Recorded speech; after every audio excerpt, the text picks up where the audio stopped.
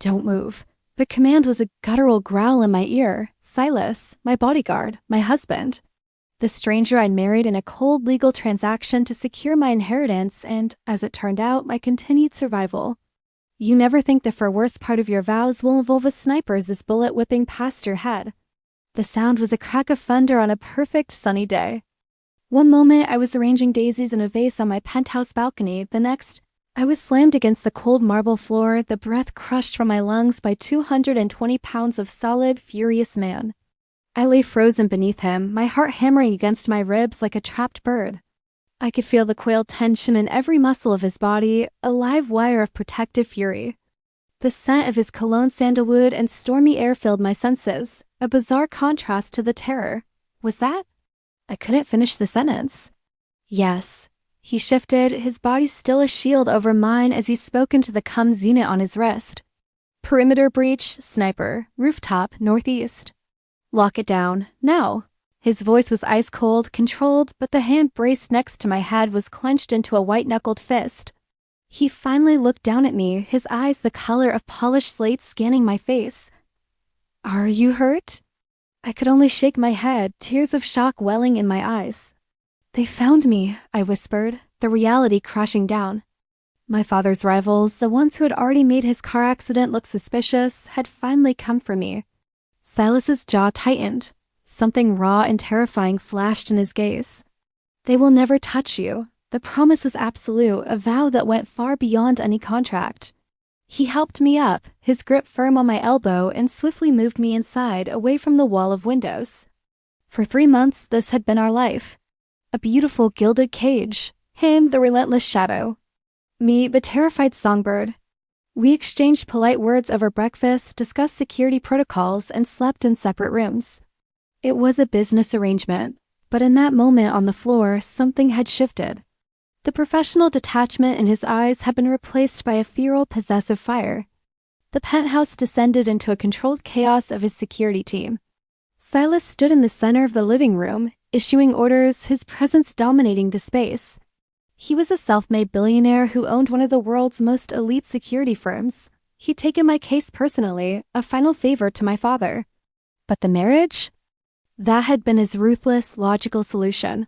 The easiest way to ensure no one questions my authority to be your final line of defense, he'd said, his tone all business.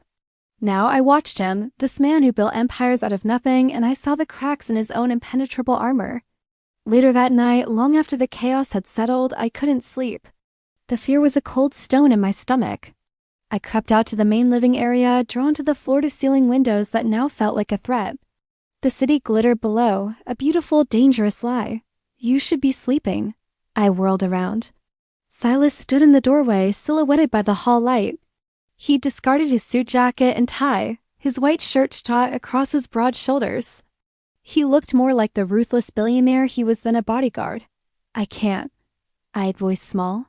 Every time I close my eyes, I hear it. He moved toward me, silent as a predator. He stopped close, too close, but I didn't back away. The air crackled between us. I failed you today, he said, his voice low and rough. What? No, you saved me. The bullet never should have gotten that close. He lifted a hand, and for a heart-stopping moment, I thought he would cut my face. Instead, he gestured to the window. I've already purchased the building across the street. No one will ever have that sightline again. The sheer, staggering power of that statement left me breathless. He didn't just manage threats. He obliterated them from existence. Why are you doing all this? I asked, the question tumbling out. The marriage, this... It was just a business deal. His intense gaze locked on mine. Was it? The word hung in the air, charged and undeniable. I don't know you, I whispered, a desperate plea for him to prove me wrong. I don't know anything about you. A shadow crossed his face. He was a fortress, and I was throwing pebbles at his walls. What do you want to know? Why? Why did you agree to protect me, a man like you? You don't need the money. He was silent for so long I thought he wouldn't answer. Then he let out a slow breath, the sound of a man surrendering a piece of his armor. Your father, he began, his voice barely audible. He found me when I was 17, living on the streets. A kid with nothing but a reputation for being good with my fists. He gave me my first job. He saw a person where everyone else saw a problem. His eyes met mine, and the raw honesty in them shattered me.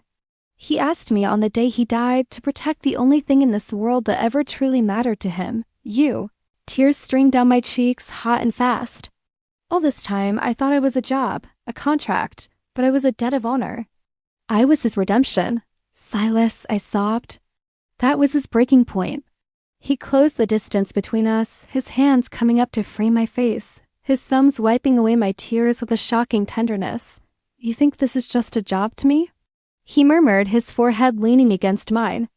You think I stand outside your door every night because of a contract? He shook his head, his breath warm on my lips. I'm outside your door because the thought of anything happening to you, it makes me feral. It makes me irrational. He looked at me, his gaze dropping to my lips. This stopped being business the moment I put that ring on your finger. You're mine to protect. Mine to cherish, mine. The last word was a whisper, a vow, a claiming. And when his lips finally met mine, it wasn't gentle. It was a confession. It was desperation and fear and 3 months of pent-up, forbidden longing. It was the promise of a man who would buy buildings and destroy empires to keep me safe. It was the moment I realized my gilded cage had a door, and the key was held by the one man who would never, ever let me go.